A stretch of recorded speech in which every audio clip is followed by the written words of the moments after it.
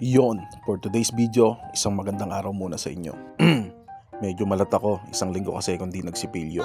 Pagkakataon ko na to, medyo nanikit na kasi yung mga dikit-dikit sa ngipin ko. Sa sobrang busy at dami na iniisip sa buhay, ngayon ko na nang napagtanto, bulok na pala hininga ko. Kaya sinulit ko na ang pagkakataon, gamit ko nga pala Happy Toothpaste. Kanan, kaliwa, taas, baba, ipasok sa gang, kalikutin ng bagang. Pero ano to? Tutorial ng pagsisipilyo? But anyway, proceed na tayo. For today's video, biyahe nga pala ako para ibili ng gamot si Lolo. Nadaan din ako sa may kumukuti-kuti tap tuwing gabi. Ganun sa okay doon, alam mo kung ano yon. Mabilis lang ang biyahe, Cabanatuan lang naman. Almost 30 kilometers along downtown. At wait si Chip, sumignal makikiraan daw. Bigla ko nakita sila, kuya, ano kayong tinutulak nila? Park na nga pala ako dito sa kanto ng Plaza Lucero. Ayun nga pala yung Philippine Central Bank, matanda pa yan kay Lola at Lolo. Tinayo yan dito sa lugar namang Cabanatueño. Ayun yung dating stateside.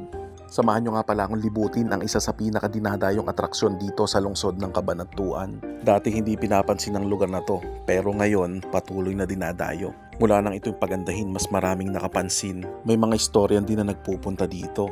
Dahil mula sa aking harapan, ito ay isa sa pinakamatandang simbahan. At ito ay napakahalagang simbahan na napakalaki ng ambag sa ating kasaysayan. At alam niyo ba dito makikita ang bantayog ng pinakamatapang general ng ating bansang Pilipinas? At siya ay pinanganak noong taong Oktubre 29, 1866 at siya ay nasasinate ng kapwa Pilipino buwan ng Hunyo 5, 1879.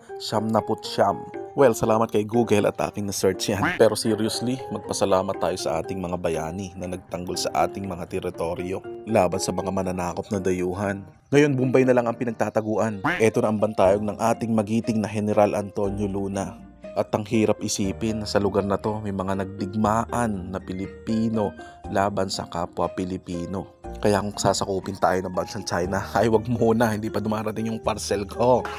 Siyempre hindi natin gugustuhin ng digmaan. Mas masarap mabuhay ng masaya at may kapayapaan. O siya, tama na ang kwento, gutom na ako. Pipili muna ako ng ilalagay sa plato. Ayun, sinigang at adobo. Pagkatapos kumain, pasyal kay Pari Bithing. Uy, hindi tumatanda. Mahilig kasi sa bata. Yung pinaka-mabait kong pare, oh. Nagpunta nga rin pala ako dito sa pinakamalaking universidad ng lungsod ng Cabanatuan. Ang Nueva Ecija University of Science and Technology. Alright. Sadyang napakaluwang ng eskwelahan na to. Sabog na ang aking pawis, namamasa ng aking kilikili at ano tong numerong to? Bakit ganito? At kung hindi nyo natatanong, aking nga palang pagpunta dito ay hindi lang para maglibot. Kasi meron kaming small business, naghahanap ako ng mga event sa mga eskwelahan. Kaya ayun po. Hoy, nakakamiss talaga yung bike na yon. Favorite talaga na NASD yung kulay blue tsaka yung gold. Dito nga din pala nag-aaral si Mrs. sa school na to. At talaga nakakamiss nga naman, naka-organize kung saan yung pupuntahan mo. Ayun. At meron pa sila dito. Eto oh, high-tech na talaga. May umiilaw-ilaw pa. Oh, ayan, may bisikleta na naman oh. At nakarating na ako sa aking pupuntahan. After business proposal, pasyal naman tayo sa solid kong kaibigan. Guys, ipalo nga din pala natin si Papa Cool, si Mama Cool at saka si Lelet. Ilalagay ko po dito.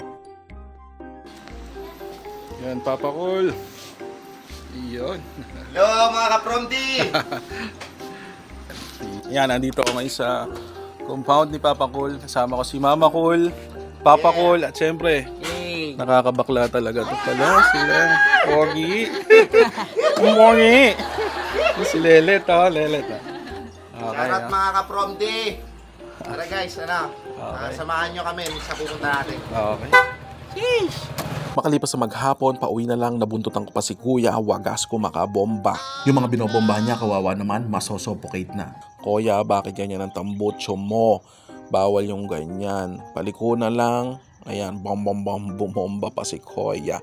Grabe talaga.